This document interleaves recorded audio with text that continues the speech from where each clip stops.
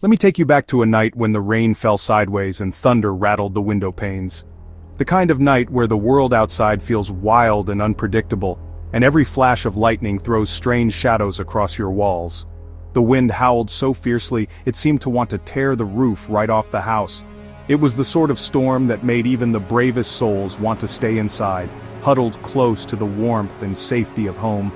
In a small lakeside town, nestled between thick woods and the restless water, life usually moved at a gentle pace.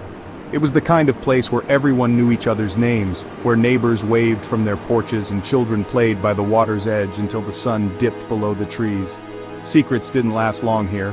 News traveled fast and the community was tight-knit, bound together by years of shared stories and quiet traditions. Now picture this. A teenage boy named Eli, just 16 but already known for his courage and kindness, stood by the window, watching the storm. He was the sort of kid who never backed down from a challenge, who always looked out for others, even when it meant putting himself at risk. On this wild night, as the rain hammered the glass, Eli heard something that made his heart race. A distant, desperate shout carried across the water. There was trouble. Someone was stranded on the far side of the lake, their voice barely audible over the roar of the wind and the crash of thunder. The lake, usually calm and inviting, had turned into a churning, black expanse, its waves whipped into a frenzy by the storm. The figure on the opposite shore was waving frantically, their silhouette illuminated by the occasional flash of lightning.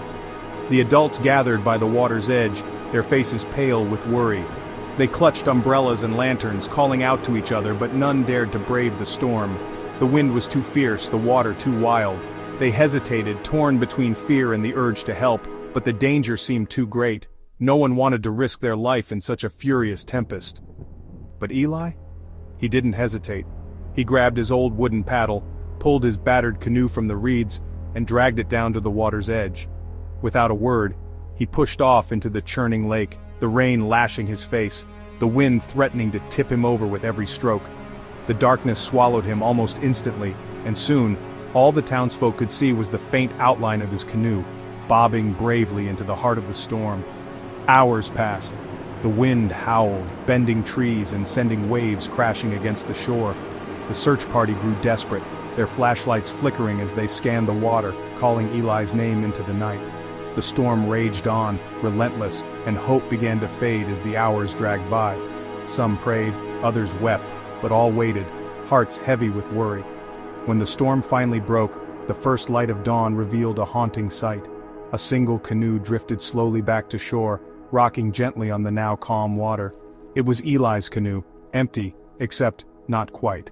The townsfolk rushed to the water's edge, searching for any sign of the boy, but all they found was the canoe, battered but intact, as if it had returned on its own.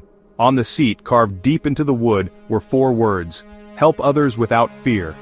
The message was fresh, the letters rough and hurried, as if Eli had left it there in his final moments.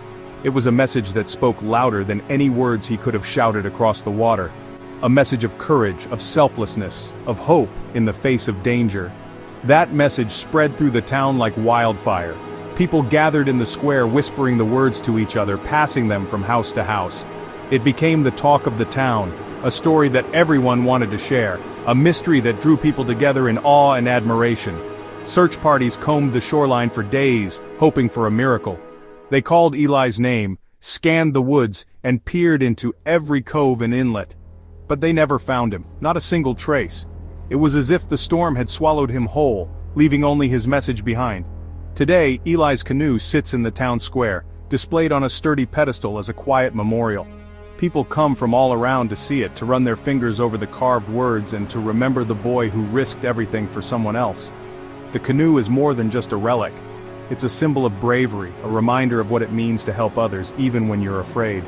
And those 4 words, they became the town's motto, engraved on signs, printed on t-shirts, and spoken at every community gathering. Help others without fear. It's a phrase that inspires young and old alike, a call to action that echoes through the years. Years go by, every time the lake rages, every time someone needs help, people remember Eli, the boy who paddled into the storm without a second thought. His story is told to every new generation, a legend that grows with each retelling. Whenever the wind howls and the rain falls hard, the townsfolk gather by the water, helping each other, drawing strength from Eli's example. His courage lives on, not just in stories, but in actions. Children grow up hearing about Eli, and when faced with their own storms, big or small, they remember his bravery. Acts of kindness ripple through the community, each one inspired by the lesson Eli left behind.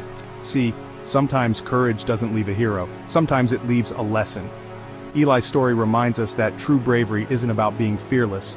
It's about acting in spite of fear, about putting others first, even when the outcome is uncertain. So next time you're scared to do what's right, think of that lonely canoe and remember, courage leaves behind more than footsteps.